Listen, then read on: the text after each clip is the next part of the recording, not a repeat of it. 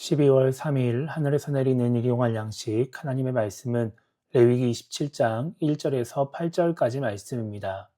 여호와께서 모세에게 말씀하여 이르시되 이스라엘 자손에게 말하여 이르라.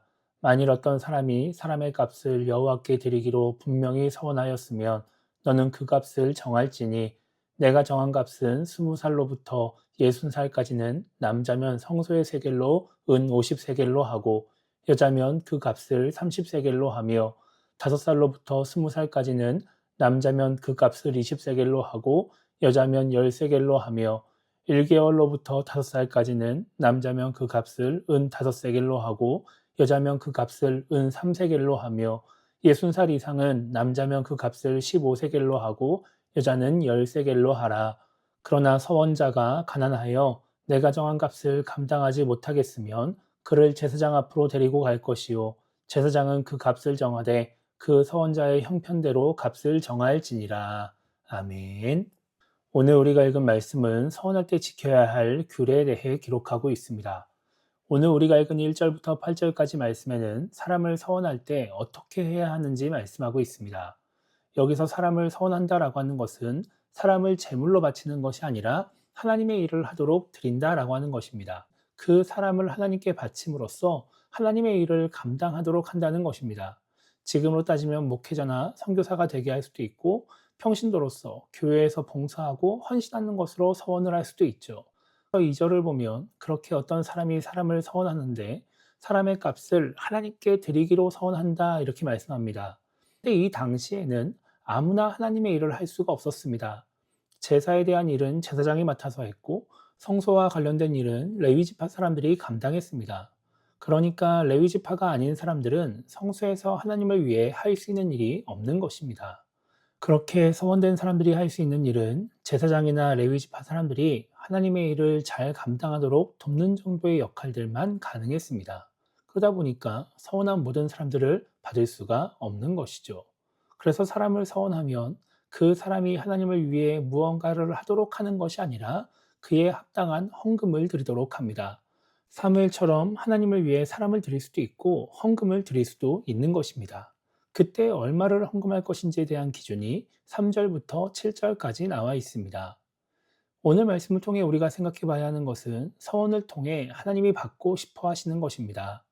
3절을 보면 20살부터 60살까지의 남자를 서원했을 때에는 은 50세겔을 내라고 말씀하십니다. 그리고 5절부터 20세까지는 은 20세겔을 내라고 말씀하시죠. 이 기준에서 가장 적은 값을 내는 사람은 1개월부터 5세까지의 여자아이입니다.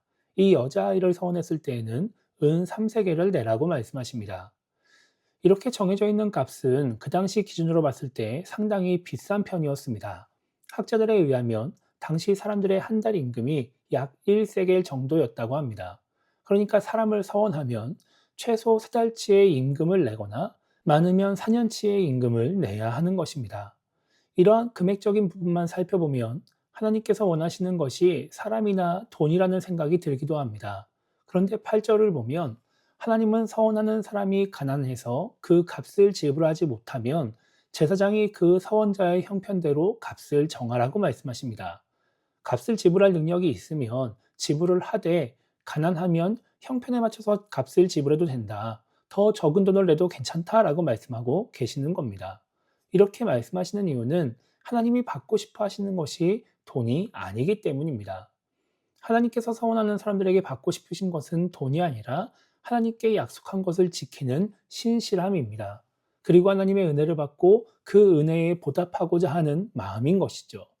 하나님은 힘들고 도움이 필요해서 서원을 하고 그래서 하나님의 도움을 받았다가 상황이 나아지니까 약속을 지키지 않는 그런 모습을 원하지 않으십니다. 약속을 지키지 않고 하나님의 은혜에 보답할 줄 모르는 것을 원하지 않으신다라고 하는 겁니다. 그래서 실제로 사람을 드리지 못한다 할지라도 그에 대한 값을 지불함으로써 약속을 지키게 하십니다.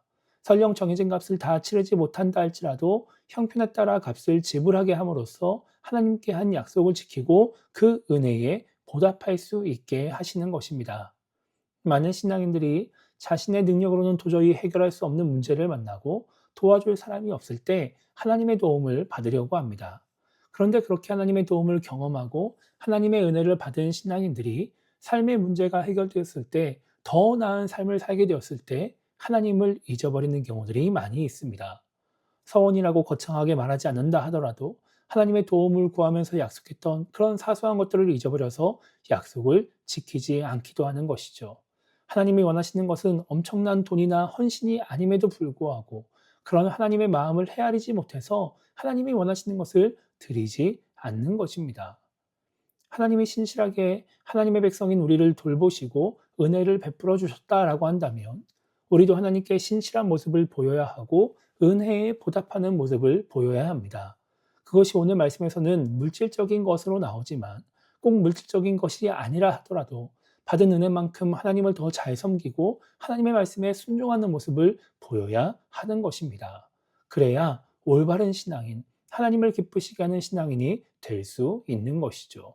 그래서 오늘 하루를 시작하며 우리가 이렇게 기도했으면 좋겠습니다. 지금 내가 하나님께 약속한 것을 지키지 않고 있지는 않은지, 하나님의 은혜에 보답하지 못하고 있지 않은지 돌아보고 깨달을 수 있게 달라고 기도했으면 좋겠고요. 은혜를 받고 그 은혜를 누리기만 하는 신앙인이 아니라 하나님 앞에서 신실한 신앙인, 그 은혜에 보답할 줄 아는 신앙인이 되게 달라고 기도하며 오늘 하루를 시작했으면 좋겠습니다. 그렇게 하나님이 원하시는 모습으로 올바르게 하나님을 기쁘시게 하는 우리 모두가 되기를 주님의 이름으로 축복합니다.